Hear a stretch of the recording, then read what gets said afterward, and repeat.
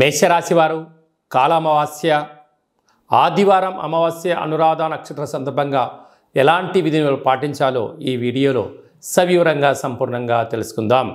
మేషరాశిలో ఏ నక్షత్రాలు వస్తాయనగా అశ్విని నక్షత్రంలోని 4 పాదాలు, భరణి నక్షత్రంలోని 4 పాదాలు, కృతికా నక్షత్రంలోని 1 పాదం కలిపితే మేషరాశి.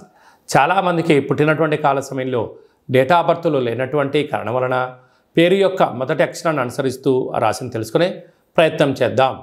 చూ, చే, చో, లా, లి, లు, లే, లో, ఆ అక్షరాల వారందరూ మేషరాశి జాతకులే. మేషరాశి యొక్క అధిపతి కుజ భగవానుడు.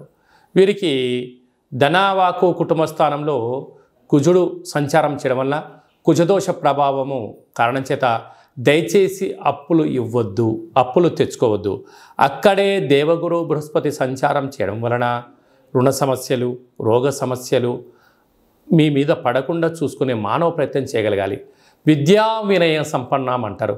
విద్య ద్వారా వినయం, వినయం ద్వారా ఉద్యోగం, ఉద్యోగం ద్వారా ధనం, తెచ్చినటువంటి ధనాన్ని ఎలా సద్వినియోగపరచుకోగలగాలి, దుర్వినియోగం ఎలా ఆపగలగాలో దేవగురు బృహస్పతి యొక్క సలహాలు సూచనలు ఉంటాయి. కనుక మీ మనస్సు మాట మీరు వినండి, ధర్మబద్ధంగా ఉండండి. రుణ సమస్యలు, రోగ సమస్యలకు అనవసరంగా ఖర్చులు పెట్టుకోకుండా ఉండే మానవ ప్రయత్నం చేయగలరు.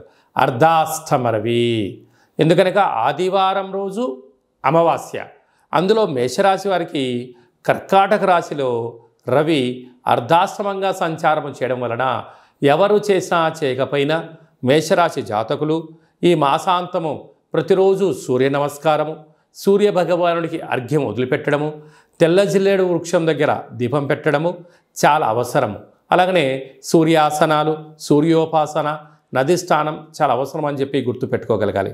కనుక ఇలాంటి కాల సమయంలో తెల్ల జిల్లేడు యొక్క వృక్షం దగ్గర దీపాన్ని పెట్టడం, ఆ యొక్క వేర్లు తీసుకొచ్చి ఇంట్లో పెట్టుకోవడం వలన మేషరాశి వారికి అర్ధాస్తమ రవి దోషము, కుజదోషం తొలగిపోతుందని చెప్పి గమనించాలి. మీ జన్మ నక్షత్రం రోజున అష్టమి అమావాస్య తిథి ఎందున దయచేసి దూర వాయు జల ప్రయాణాలు పెట్టుకోవద్దు. అదే కాకుండా వాగ్వివాదాలకు వెళ్ళొద్దు, అపోహలకు వెళ్ళొద్దు, చిన్న చిన్న విషయాలకు ఆందోళన తగదు. ఇలా అయినట్లయితే వాహన ప్రమాదాలు కానీ, మృత్యుదోషాలు కానీ, అపమృత్యు దోషాలు కలిగే అవకాశాలు మాత్రమే ఉన్నాయి. కనుక వీలైనంత వరకు మౌనం, ధ్యానం, జపం, తర్పణం, అవగాహన, మేధా సంపత్తి, ఆరోగ్యాన్ని కాపాడుకునే ప్రయత్నం చేయాలి. లేకపోతే దీర్ఘకాలిక వ్యాధుల ద్వారా అనేక రకాలమైన ఇబ్బందికి గురయ్యే పరిస్థితి ఉంటుంది.